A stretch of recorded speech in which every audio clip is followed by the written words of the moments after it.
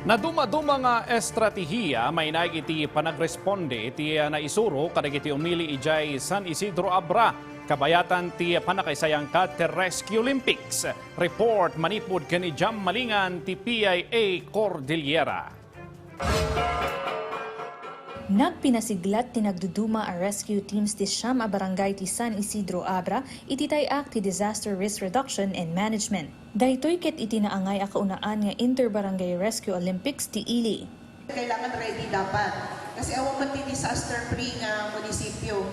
So we have to recalibrate them to yung equip natin ng mga trainings na kastoy tapno agbalinda nga ma-mobilize da, ma-activate da at the same time ang operational da. Nagbabalubal dagiti partisipante iti pasalip kas iti logistics preparation, cardiopulmonary resuscitation, bandaging and splinting, victim carry and transport, panagusar ti fire extinguisher, ken water bucket relay. Malaksiti ti Rescue Olympics na isayang katpay ti cocomet making contest para kadagiti agtutubo. Naragsak kami unay ma'am talaga mapasamak ti kastoy so nga pagsiyatan nga naramid tada pagkuan ti barangay.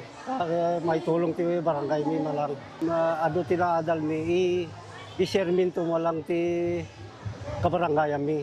Indauluan ti lokal a gobyerno ti San Isidro ti nasao a Rescue Olympics kabinadang ti Philippine Red Cross, Bureau of Fire Protection, Municipal Police Station, ken dadumapay nga stakeholders. Manipud dito'y Abra, Malingan ti Philippine Information Agency Cordillera para iti pagiyan.